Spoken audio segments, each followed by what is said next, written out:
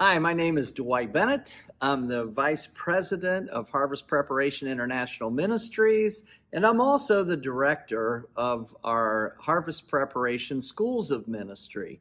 Today, I'd like to give you an exciting update on all the schools and how they're doing. And we're just so excited to see the amazing things that God is doing, not just in our students, but through them as well. So right now, even in the midst of this pandemic around the world, we're progressing with our schools.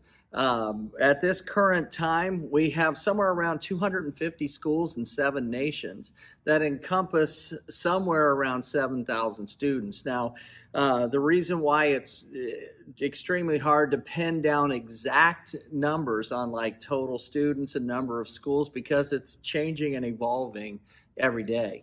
And so this past February, we had an incredible trip to Africa where we added a nation to the grouping of the Harvest Preparation Schools of Ministry.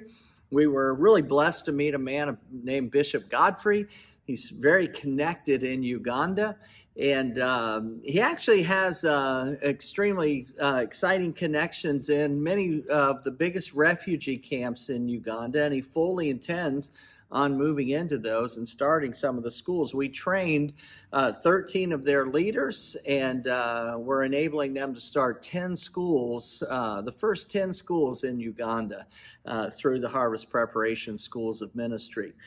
Just a side note, they're all forced to stay inside in Uganda. They can't move at all. They can't do the schools. But Bishop Godfrey has begun to initiate signing up students, and in just one refugee camp alone, just one school, he's already signed up 60 pastors and 3 of their top leaders. And this school is going to probably have somewhere real close to 200 students when it first opens. And we really believe that this connection that we've made in Uganda is going to be just a real exciting, and there's going to just be an explosion of schools there. And so the trip in February, we also trained leaders in Burundi, in Rwanda, in Kenya, and we're continuing to progress and move forward. The number of schools is going to grow each and every year, and actually it's growing exponentially to the place to where we just need more equipment, we need more time, we need more money, we need more things to do the things that God is opening so many exciting doors for. As I said before, we're in 4 African nations, and we're in 3 nations in Central America. We're beginning to do just a great work in Central America. We probably have somewhere around 23 to 25 schools in Central America, and a real exciting team there helping us do some of this work. And so, as we've told you before, we've translated the entire Bible College of Nation to Nation Christian University into the language of Kirundi, which has just helped the schools in Burundi to just explode. Even in the midst of this pandemic, since we've been there in February, they've started at least 23 more schools. And an exciting thing has happened. The second largest denomination in all of Burundi has just come on board, the Anglican Church. And my team has already done a training for them. And this should open up hundreds of churches and thousands of pastors and leaders to this training as well. And so even in the midst of not being able to do many things, the school is still exploding. And so we're in February, we did graduations in Burundi and Kenya. We graduated close to 1,000 students. And this really is an exciting thing, because when people see the graduations, they see that this is for real and meaningful. And what we promised them has come to pass. And it just makes an explosion of excitement. The school is currently being translated through a team in Burundi into French. which is going to touch many, many more nations. We're also working with a translation team in Mexico, trying to finish off the translation of the school into Spanish.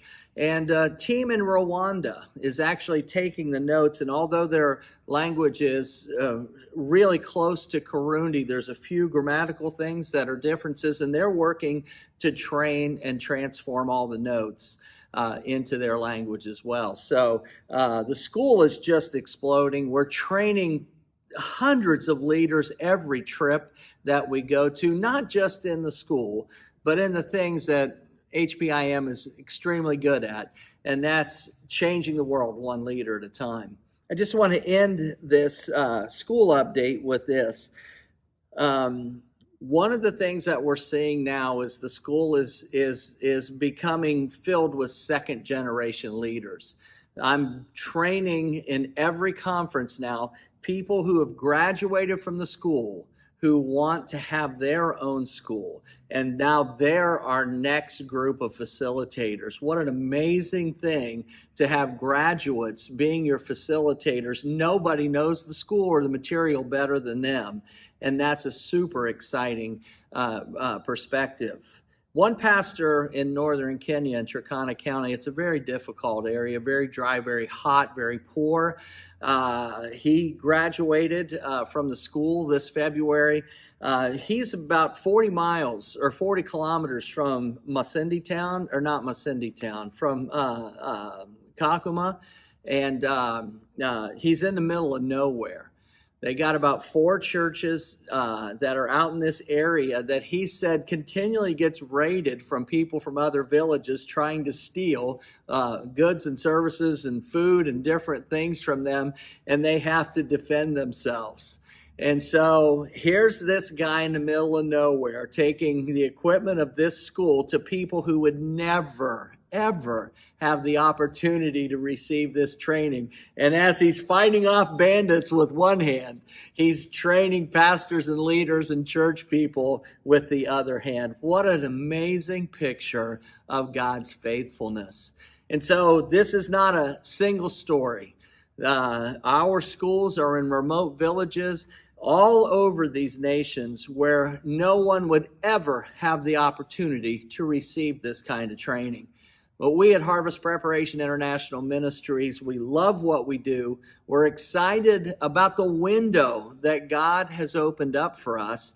And we want to encourage you, if you'd like to be a part of starting one of these many schools that will be starting over the next 3 to 5 years, you can do that by sending us a check for $750. That's the cost that it takes to purchase the equipment, to host the conferences, to do the training, and to give setup funds for these people to make sure their schools are successful.